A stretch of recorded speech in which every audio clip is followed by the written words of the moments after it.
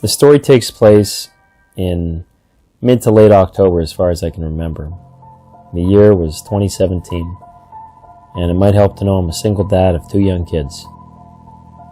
It was a particularly warm night, and as most warm nights in October, I had a tendency to leave the windows open. And that way I could let some fresh air in and cool down at night to help me fall asleep. Well, this particular night, I heard rattling. Now, because I live in an urban neighborhood, it's not uncommon to hear different street sounds. Well, this one sounded like someone was trying to get in. I have a detached garage in the back with a yard that's fully fenced, so my bedroom looks into that. As I laid there for a few moments wondering what was happening, I was on high alert. Like I said, being a single dad with 2 small kids, I often questioned whether I locked the doors. I looked in the backyard. I didn't notice anything back there, but I did hear an awful racket.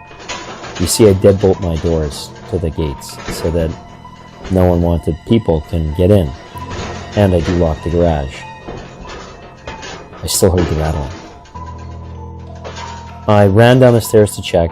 I opened the back door, and I looked outside. The rattling was gone. In fact, I didn't even see anybody.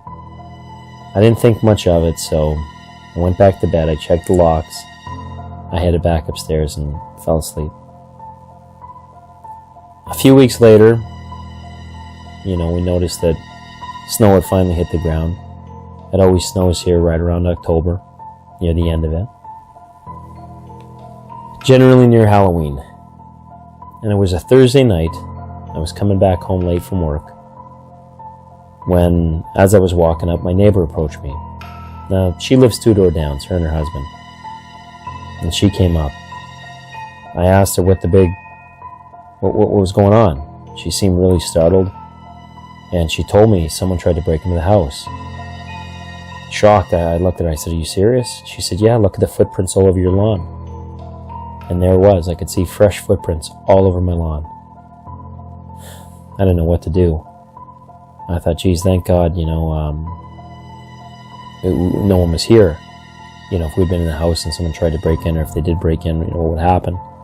So, needless to say, shortly after that, I ended up getting an alarm system, that was self-monitoring, and I also installed a camera in the front door so that I could see anybody coming in and out.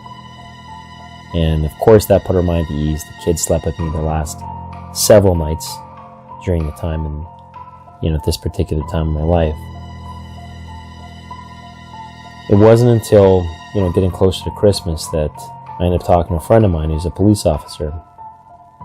I remember telling him about the incident. I said, "Hey, have you heard of a lot of break-ins in this area? Our city's starting to grow, and, it was a town at one point, now it's a city, and I was kind of concerned, right? About kidnappers or this, that, and the other." I told him about that, and he looked at me with a shocked look in his face. He said, "I didn't want to tell you this before, but a few weeks back, we actually ended up catching someone. It was right in your neck of the woods.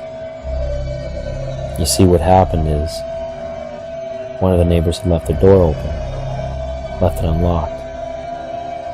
This guy returned, and he wasn't just a burglar. He came in, he did unspeakable acts to the wife, murdered the husband, destroyed the place, stole lots of stuff. Fortunately enough, he was caught.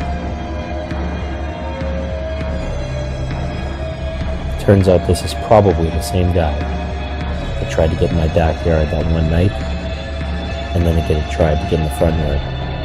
I guess he'd been looking and lurking around this area for a long time.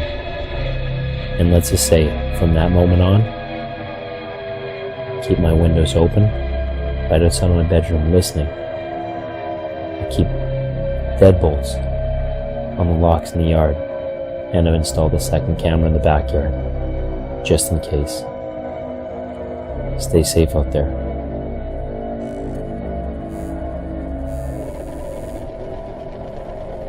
Make sure, if you liked our video, please press the like button, and if you'd like to hear more chilling stories from the void, press the subscribe button.